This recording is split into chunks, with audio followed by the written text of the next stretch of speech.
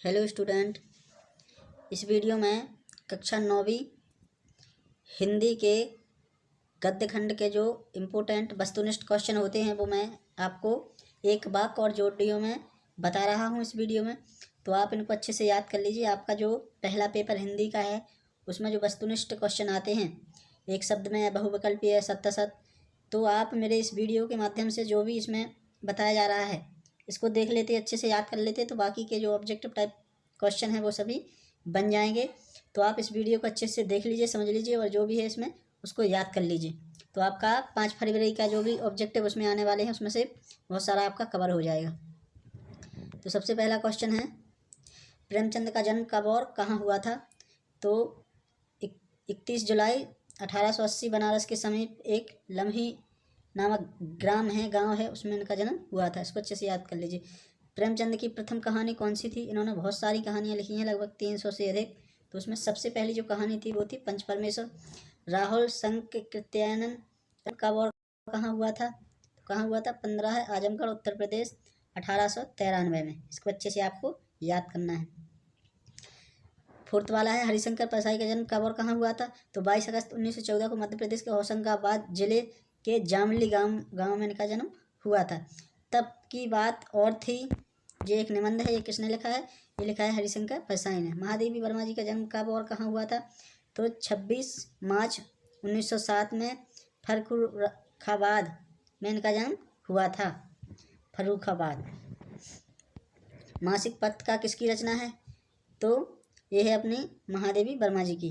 तो इस टाइप के पेपर। नेक्स्ट इम्पोर्टेंट एक बात, एक शब्द में प्रश्न और उत्तर हैं। गोदान उपन्यास के लेखक का नाम? तो कौन है? प्रेमचंद जी। श्यामाचरण दुबे का जन्म किस प्रदेश में हुआ था? तो मध्य प्रदेश में। राहुल सांख्यकृत्यायन की एक रचना का नाम लिखिए।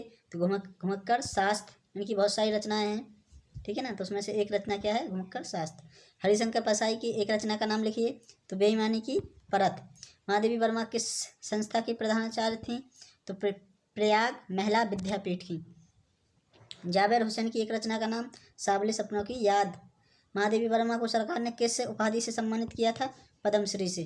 भारत सरकार ने हजारी प्रसाद दुबे को किस उपाधि से अलंकृत किया था? पद्म विभूषण।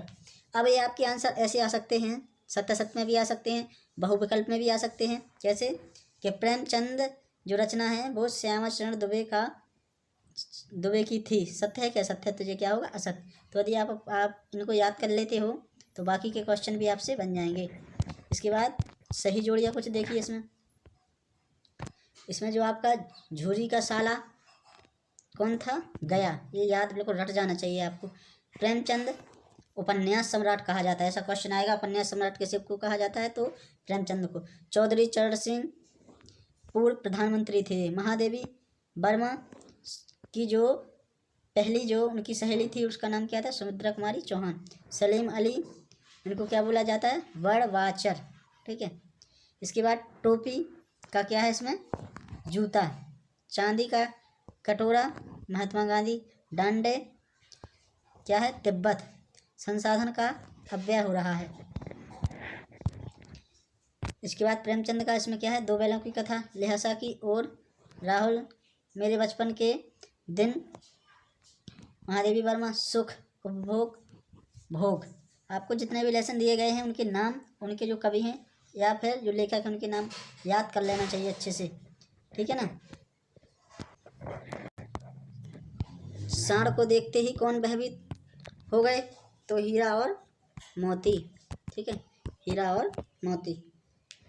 झूरी काछी के साले का नाम क्या था? गया। अभी बताया था मैंने। सबसे बुद्धिमान जानवर किसे माना गया? गधे को। आज कौन सा जीवन दर्शन आ रहा है? उपभोक्तावाद का। हमारी बुनियादी को कौन ला रहा है? उपभोक्तावादी संस्कृति। महादेवी के परिवार में हिंदी कौन लाया? उनकी माँ लाई थी। आज पर्दे पर कौन कुर्बान हो रहे हैं? तो आज के रचनाकार। तिब्बत के खतरे की जगह कौन सी है? तो डांडी है। साहित्यिक पुरखे किसे कहा गया है? प्रेमचंद को। महादेवी वर्मा की पहली साथी का नाम? सुमित्रा कुमारी चौहान। सलीम अली की पत्नी का क्या नाम था? तहमीना। सावले सपनों की याद के लेखक कौन है? जावेद हुसैन, ठीक है ना। जितने मैंने पहले बताए हैं उनके आंसर हैं। इनको आपको अच्छे से याद करना है, ठीक है ना। आपको 5 फरवरी का जो हिंदी का पेपर है कक्षा 9वीं का, उसमें इस टाइप के और यही क्वेश्चन बहुत सारे देखने को मिलेंगे, तो आप इनको अच्छे से याद कर लीजिए, ठीक है ना। और भी मेरी वीडियो है, उनको भी आप अच्छे से देख लीजिए यदि नहीं देखा है। आपका पेपर बहुत अच्छा फिर जाने वाला है, ठीक है। तो फिर मिलते हैं नेक्स्ट वीडियो में। Thank you, bye.